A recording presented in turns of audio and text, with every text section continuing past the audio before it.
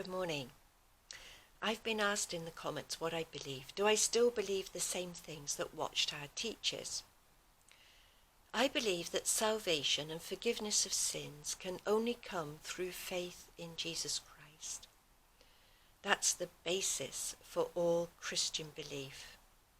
I also believe that when you die, it's like sleep from which you can get a resurrection, and a wonderful hope that is.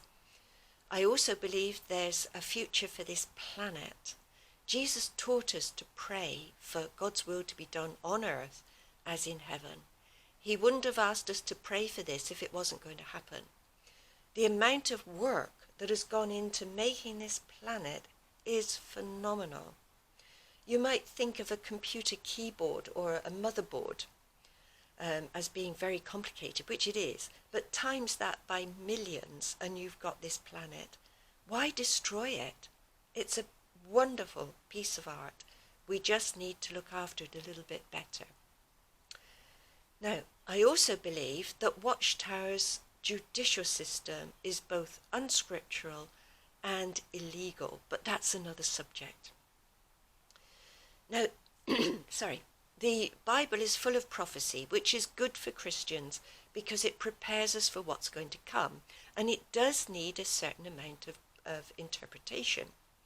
And we have to be a bit careful with Revelation because, as it says in chapter 1, verse 1, that it was presented in signs to John or in visions, similar to the ones that Daniel had. So we need to be a bit careful.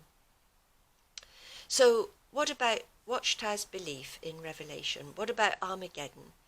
Well, Megiddo was a battlefield in Israel, but when you're talking about a battle between the forces of good and the forces of evil, a little field somewhere in Israel is not going to be big enough. So it's just symbolic. It's a sign of something much bigger, which is going to come, and we can be prepared for that. Now, Watchtower has some interesting views on the beginning of the 20th century. In 1918, they believed they went through a time of testing, and they believed it was prophesied both in Malachi 3, which I won't go into now, but also in 1 Peter 4 and verse 17, which states this. Where are we? The time has come for the judgment to begin at the household of God. And Watchtower believes that referred to 1918, when the anointed remnant were being tested as to see were they fit for preaching the good news. Now, the leaders of Watchtower were put in prison in that year, I believe, but in 1919 they were released, and Watchtower believes that Babylon the Great, which I'll explain in a minute, had to fall in order for these people to be released from prison. But let's have a look at these beliefs, shall we? 1 Peter 4:7, first of all. Now, I'd like to refer to Barnes' notes on the Bible. I don't know if you can see that at all. But he talks about, Peter said, the time has come. Now, Peter wrote his letter about 64-65 AD, just before the Romans invaded Jerusalem, and it was indeed a time of testing for the Israelites, the Jews, and the Christians.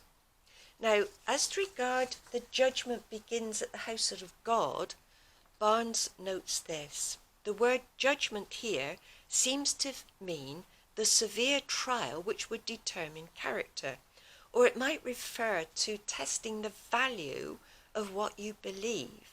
Does it have a good result or a bad result? Now, the early Christians in the year 66 were told by Jesus to get out of Jerusalem quickly as they could, because Jerusalem was going to be destroyed. Now, they believed that that's what they had to do, and they did. Now, it was a time of testing because it would have been economically very difficult. They might not have had enough money or little food, but they got out of Jerusalem and their lives were saved. So what they believed did have value in that they saved their lives. So it was a time of testing, and this is probably what Peter was referring to. So I don't believe you can specifically call this a time of testing in 1918. Christians are always tested as to the quality of their beliefs. From the first century up to today, we are still being tested. Now, I know from your comments and emails that some of you are suffering badly, and some of it's at the hands of Watchtower, which is dreadful. So what comfort is there for us? Well, Peter said this in verse 19 of that same chapter.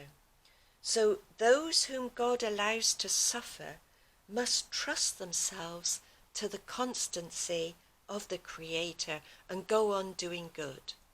We are not going to have an easy life in this world, but when the kingdom comes, the relief will be enormous, and we will be grateful that we stood fast in a time of difficulty, a time of trial. Now, as for Babylon falling in 1919, now for those who don't know much about Revelation, in chapters 17 and 18, here we see a wild beast on which a harlot is riding. And this is interpreted by many religions to be the kings of the earth being influenced by either Rome, the Catholic Church, or by others, all religion. Now, in chapters 14 and 18, it does state, the angel will state, Babylon has fallen. Now, for this harlot to fall off the wild beast means that she's going to be destroyed. Religion will be destroyed.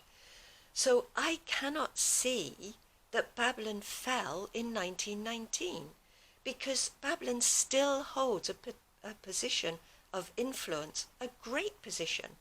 As it says in Revelation, she sits a queen. Over the Pope does a lot towards influencing politics, as do other religious leaders. So Watchtower, I'd like you to review that belief that Babylon fell in 1919. Now, if I were starting a religion or leading a religion, which I'm not, and someone came to me and said, oh, I don't agree with you on Babylon the Great falling, would I disfellowship that person? No, of course not. We all have different views on these biblical prophecies. They can be very difficult to interpret. But it gives us the basic understanding that religion, false religion, bad religion, which has got involved in the politics and other things of this world, will not be approved by God. We're forewarned as to that, and we'll be prepared when it comes. So, thank you so much for watching this morning, and you might like to read Revelation 17 and 18.